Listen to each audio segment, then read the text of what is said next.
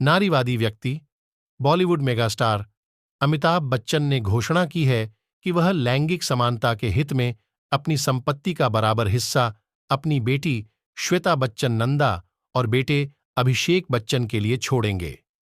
अभिनेता, जो girl child के लिए संयुक्त राष्ट्र के राजदूत भी हैं, ने अक्सर सार्वजनिक और निजी दोनों प्लेटफॉर्मों पर इस मुद्दे के लिए अभियान चलाया है। एक ट्विटर पोस्ट में अमिताभ बच्चन को एक तख्ती पकड़े हुए देखा जा सकता है जिस पर लिखा है, जब मैं मरूंगा तो जो संपत्ति मैं छोड़ूंगा वह मेरी बेटी और मेरे बेटे के बीच समान रूप से साझा की जाएगी। इन सब के बावजूद कुछ लोग श्री बच्चन के द्वारा किए गए व्यवहार से दुखी हुए हैं। आइए जानते हैं उन्होंने क्या कहा। Balaji Srinivasan, Chellani group of companies. यदि आप मुझसे पूछें तो मैं स्पष्ट रूप से नहीं कहूंगा। इससे पहले कि मैं वास्तव में उनसे मिला, वह मेरे सुपर हीरो थे, लेकिन जब एक बार मुझसे फिल्म पुरस्कार समारोह के लिए उनके साथ जाने के लिए कहा गया तो सब कुछ 9 पिन की तरह दुर्घटनाग्रस्त हो गया।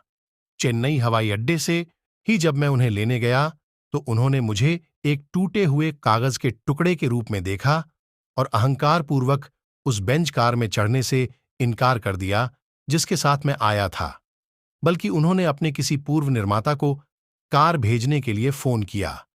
इसके बाद हमने उनके ठहरने के लिए 5 स्टार होटल में एक लग्जरी स्वीट बुक किया था और जब मैं उन्हें दिन के लिए उनके कार्यक्रम के बारे में जानकारी देने के लिए गया तो उन्होंने फिर से गुस्से में कहा कि मैं कागज के टुकड़े पर विवरण लिखूं और चला जाऊं।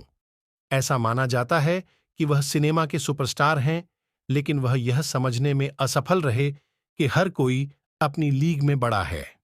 वह कद में लंबा हो सकता है, लेकिन निश्चित रूप से लेकिन जैसा कि मेरे मित्र ने कहा, लोग आमतौर पर यह भूल जाते हैं कि वह व्यक्ति लगभग 80 वर्ष के है।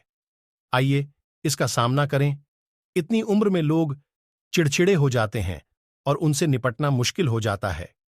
अपने आसपास के अंत्येष्टि नागरिकों को देखें, वे कभी कभी बहुत जिद्दी और घमंडी हो सकते हैं। ठीक है, उम्र का हम सभी पर कुछ न कुछ दुष्प्रभाव पड़ता है और हमें हर किसी को सिर्फ इस आधार पर नहीं आंकना चाहिए कि वे कैसे बात करते हैं। हमें उनके जीवन की परिस्थितियों और स्थितियों को समझने की कोशिश करनी चाहिए। क्या आपने अमिताभ बच्चन की तस्वीरें देखी हैं, जो अपने बरामदे पर खड़े होकर भगवान जैसी मुद्रा में हाथ हिलाते हुए कुछ सेकंड के लिए अचानक सामने आ जाते हैं? श्री बच्चन स्वयं भी इसे स्वीकार नहीं करेंगे, लेकिन उनका अवचेतन मन निश्चित रूप से इस शक्ति, इस एहसास से नशे में होगा कि वह सचमुच इन लोगों के भगवान हैं, जिन्होंने अपनी बाकी सूची में इस आइटम को पूरा करने के लिए दिन भर का अपना वेतन माफ कर दिया है।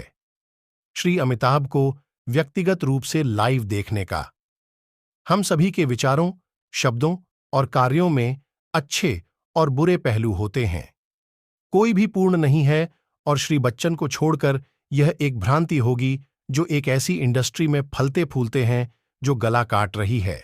हालांकि उन्होंने कभी इन लोगों को यह बताने की जरूरत महसूस नहीं की कि किसी नश्वर को देखने के लिए अपना समय और ऊर्जा बर्बाद करने के बजाय उन्हें अपने काम पर ध्यान केंद्रित करना चाहिए और अपने कौशल को बढ़ाना चाहिए, जो उनके जीवन को बेहतर बना सकता है।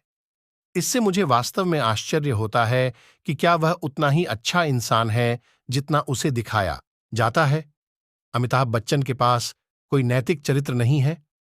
इस बारे में बात, वह निस्संदेह एक शानदार अभिनेता हैं।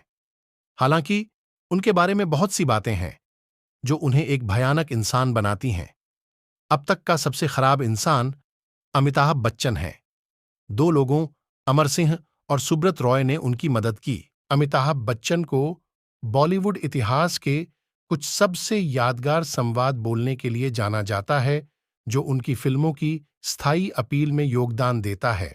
उनकी गहरी मध्यम आवाज और शक्तिशाली संवाद बॉलीवुड के इतिहास में अंकित हो गए हैं।